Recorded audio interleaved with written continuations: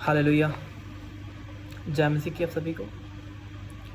खुदावंत के ज़रिए में आप सभी का स्वागत है। तो आइए आज हम सभी लोग खुदावंत के कलाम में से सीखें। आज मैं बैठ के बाइबल स्टडी कर रहा था तो खुदावंत ने एक वंडरफुल सा कलाम मेरे सामने रखा। मैं जब भी प्रार्थना के अंदर जाता हूँ मैं कहता हूँ परमेश्वर तो अपने वचन के द्वारा मुझसे बात कर। तो आज खुदा ने अपने वचन के द्वारा मुझसे बात की। मैंने कहा खुदावंत अपना वचन मुझे दीजिए परमेश्वर, ताकि आपके इस कलाम को मैं प्रीच कर सकूँ परमेश्वर, आपके वचन को मैं फैला सकूँ जितना मुझसे हो सकता है। क्योंकि खुदावंत का वचन कहता है कि जाओ मेरे नाम की मुनादी करो। हालेलुया। समझ पा रहे सभी मेरे बात को। आज का जो कलाम है वो रूहानी हथियारों के ऊपर हम बात करेंगे कि किस तरह परमेश्वर हमें इस्तेमाल करता है। आज हम इसकी शुरुआत करते हैं। पहले तो हम प्रार्थना के साथ शुरुआत करेंगे। इसकी अपनी आंखों को बंद कीजिए। पवित्र परमेश्वर मैं तेरा धन्यवाद करता हूँ खुदावन, तेरे वचन को मैं पढ़ूँ खुदा बाप, तेरा कलाम तेरा वचन मेरी ज़िंदगी में और जितने लोग मुझे सुने उनकी ज़िंदगियों में पिता 100 गुना फलों का लाए। प्रभु मैं नहीं परंतु परमेश्वर मेरे द्वारा तू बोलने वाला हो परमेश्वर। तेरा वचन कहता है तुम्हारा शरीर पवित्र आत्मा का मंदिर है। प्रभु अपने इस मंदिर को तो आज इस्तेमाल कर परमेश्वर। प्रभु तू मुझे इस्तेमाल कर ताकि खुदावन तेरे वसीला से और तू मेरे द्वारा खुदावन की ज़िंदगी में काम कर सके। खुदा अपने वचन को खुदावन की ज़िंदगी में फैला। मैं तेरी ग्रेस तेरी सामर्थ को मांगता हूँ।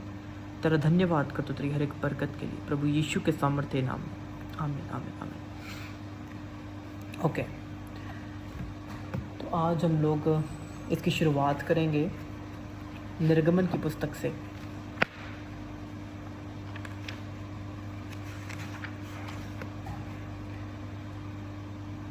निर्गमन की पुस्तक उसका हम पढ़ेंगे दूसरा अध्याय, जहाँ पर मोसेस यानी कि मूसा पैदा होता है।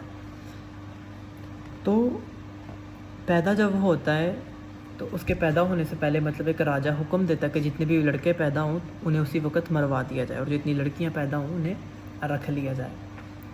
जिन दासियों को वो हुक्म देता है, ये हम लोग काफ़ी बहुत पीछे से स्टडी करते हैं। जिन दासियों को वो हुक्म देता है मेरे प्रियो, तो वो दासियाँ क्या करती हैं, वो खुदावंत का भय मानने, परमेश्वर के वचन के लिखे वो खुदा का भय मानने वाली है जो दासियाँ होती हैं।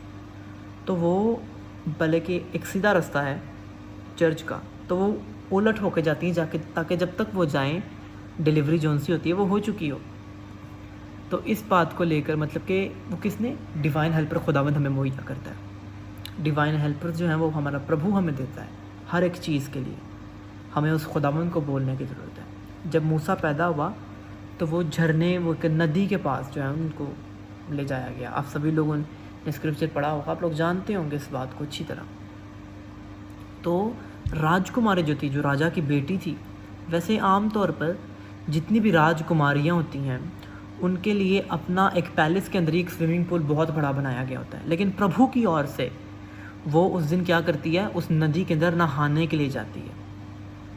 एंड जब वो नहाने के लिए जाती है तो उसके बाद क्या होता है, मूसा जो होता है उसको एक टोकरी के अंदर पड़ा हुआ मिलता है। वो रो रहा होता है, वो उसे एक्सेप्ट करती है। अब यहाँ पर बात गौर करने वाली कि 40 साल जो है मूसा उस पैलेस के अंदर रहा, यानी कि 40 साल खुदावन ने उस मूसा को एक रॉयल लाइफ देनी थी। समझ पा रहे हैं मेरी बात को? यहाँ पर हमें गौर करने की ज़रूरत है कि जब वो अपने मुँह से कुछ बोलता होगा तो वो पूरा हो जाता था। उसके उतरने से पहले ही सोने की जूतियाँ उसके नीचे आ जाती थी, because he was a royal person. वो राजघराने का व्यक्ति था। लेकिन उसके बाद क्या होता है, जब वो होश के अंदर आता है तो वो अपने भाइयों की मदद करने का सोचता है। यहाँ पर हम देखते हैं कि निर्गमन की पुस्तक यानी कि एक्सोडस चैप्टर 2 उसकी हम 11 आयत से पढ़ना शुरू करते हैं। Moses grew up one day, he went out to where his own people were, he watched them while they were hard at work. He saw the Egyptian hitting a Hebrew man. The man was one of Moses' own people. Moses looked around and didn't see anyone. He killed the Egyptian. Then he hid his body in the sand. जब वो देखते कि उसके अपना व्यक्ति zone सा है, या जब वो देखते कि उसका अपना व्यक्ति जोन सा है जो इजिप्शियन वाला है वो हिब्रू को मार रहा है, तो वो क्या करता है, उसे देखता है कोई नहीं है, उसको मार के मिट्टी के अंदर छुपा देता है। एंड जब ये बात राजा तक पहुंचती है तो वो वहाँ से भाग जाता है।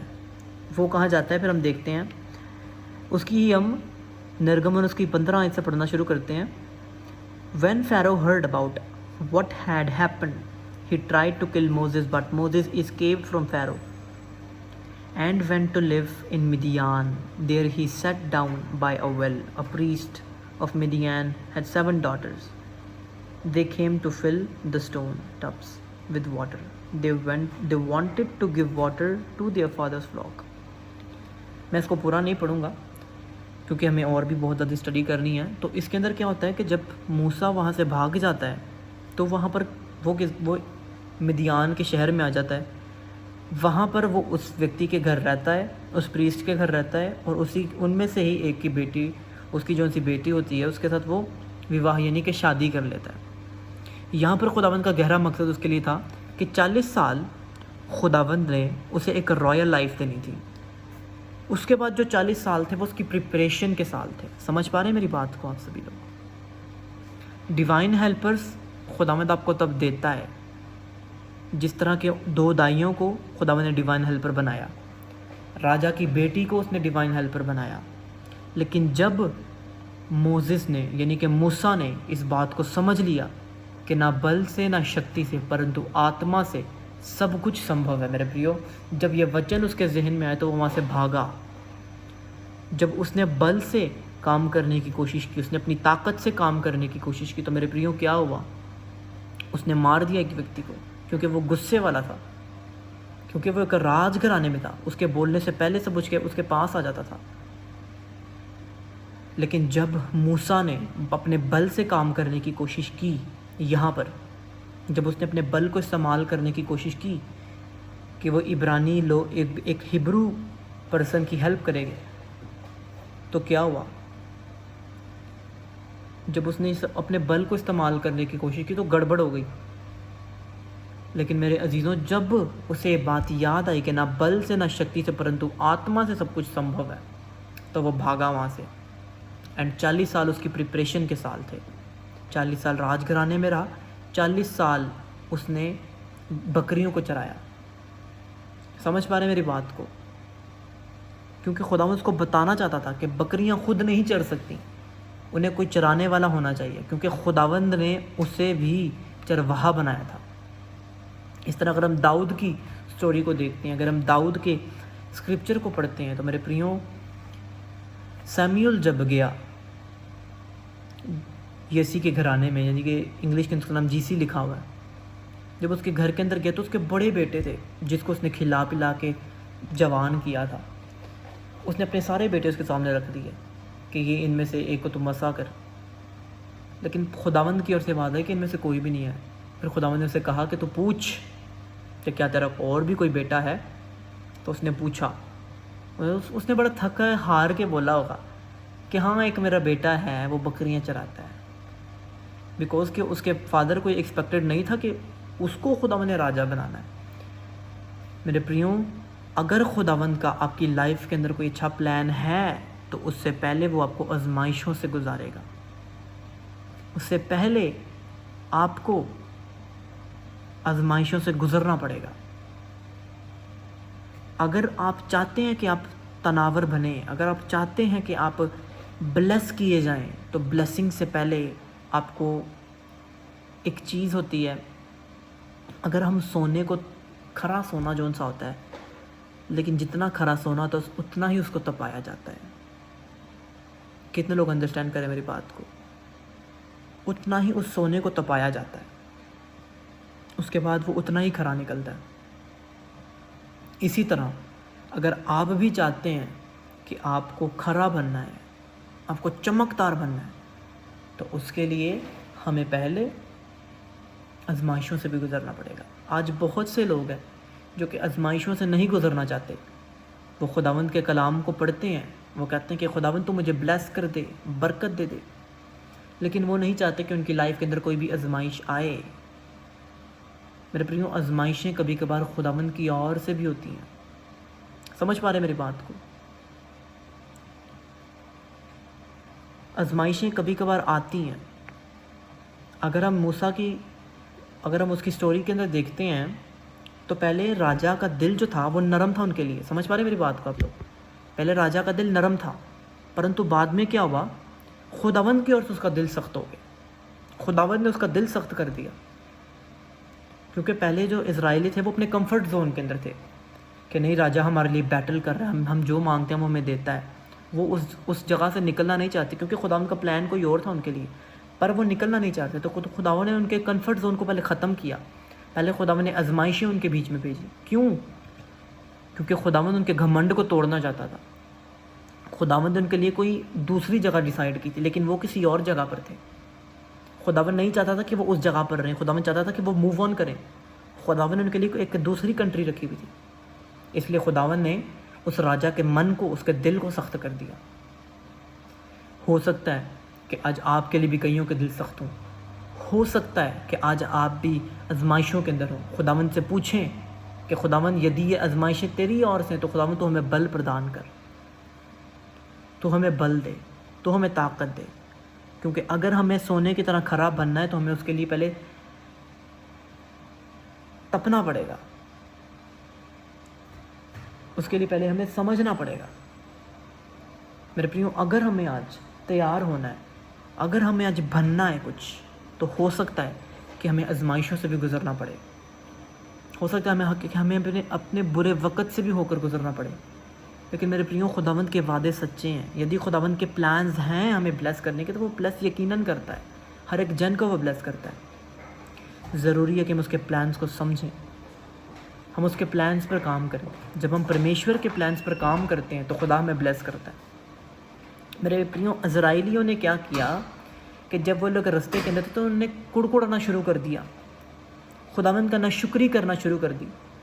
तो जितने दिनों का वह समय था उसके लिए इनको क्या करना पड़ा, 40 साल का इंतज़ार करना पड़ा।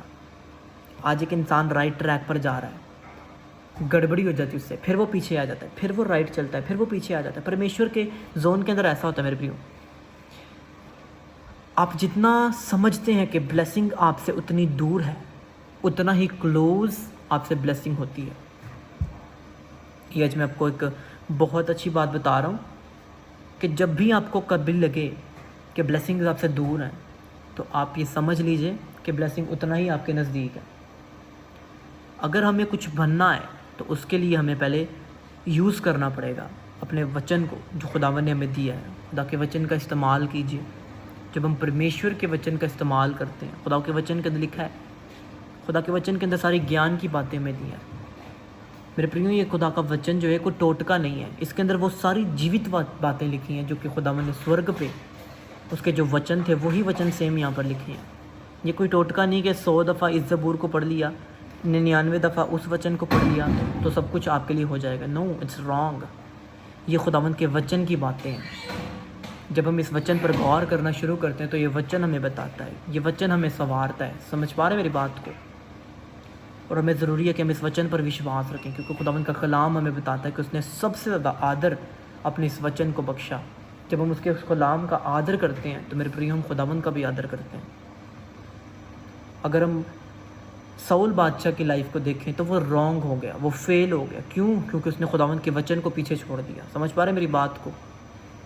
अगर हमें पास होना है तो हमें पहले कुछ करना पड़ेगा। अगर हम दाऊद बादशाह को देखें तो उसने राजा बनने से पहले उसने बकरियां चराई। समझ पा रहे मेरी बात को? राजा बनने से पहले उसकी ज़िंदगी के अंदर एक समय आया जहाँ पर उसे स्ट्रगल करनी पड़ी, जहाँ पर वो स्ट्रगल कर रहा था। मूसा के लाइफ के अंदर 40 साल का समय आया जब उसने स्ट्रगल की, उसको स्ट्रगल करनी पड़ी। क्यों? क्योंकि खुदावंद पहले तैयार करता है, खुदावंद पहले कुछ बनाता है।